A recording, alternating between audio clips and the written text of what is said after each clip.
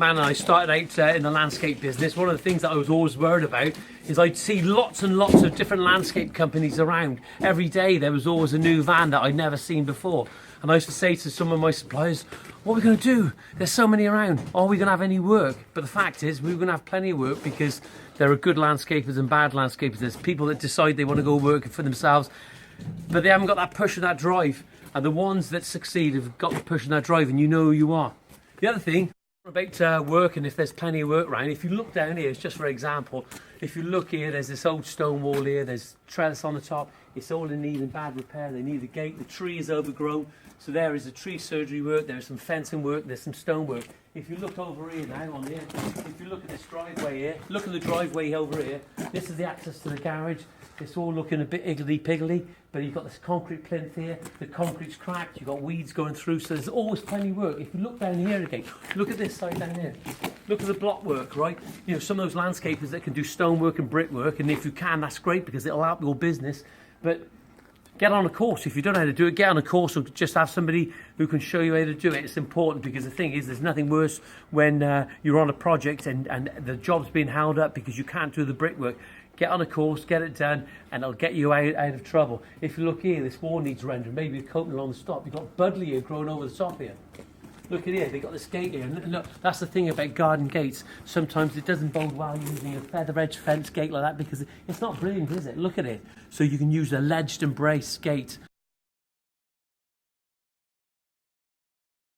You know, proper tongue and groove, and that'll just have that little extra security. Look over here, what somebody's done here.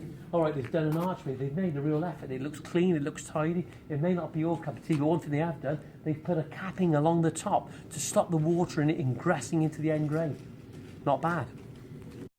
That always concerns me when you're landscaping and you're out and about and you're in these back lanes on these urban areas, and you see a lot of walls that are precariously positioned. And if you look at that, that's listing quite a bit, and I think this is where regulation should come in, and the home dwellers should be forced, whether they can afford it or not, but something should be done about that. You see so many kids that die through, and adults as well, where walls are falling over. If that was to fall on me now or an adult, you'll never get out of it. The weights of that, and the falling weight, the poundage and the pressure is massive, absolutely massive. That would just kill you instantly. So things like that, if you have a look from this angle, you can see how severely that wall is, and something should be done.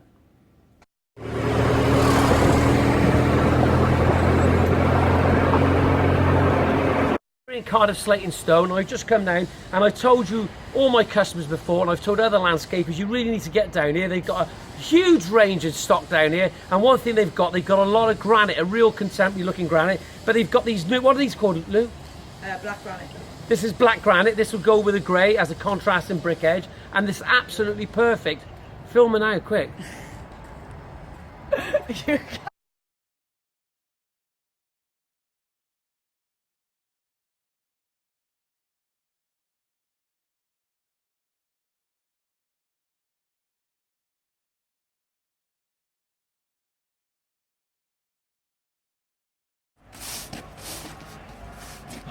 I can tell you what, if you use a brush correctly, and I haven't just brushed that up, I've been brushing for quite some time now, and it's a hell of a workout.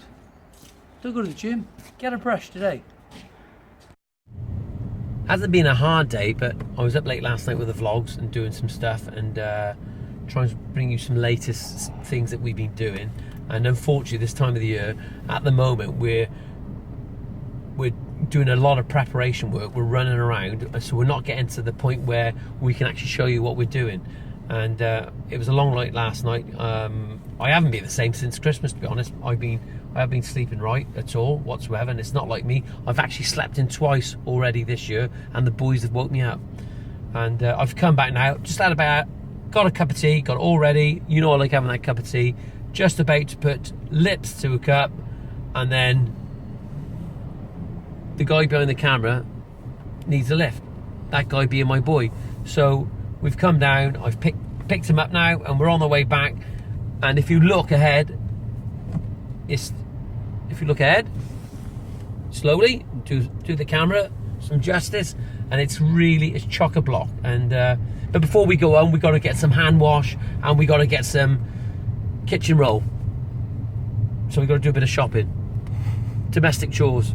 It's never ended. But this boy behind the camera, being my boy, I would do absolutely anything for him, within reason.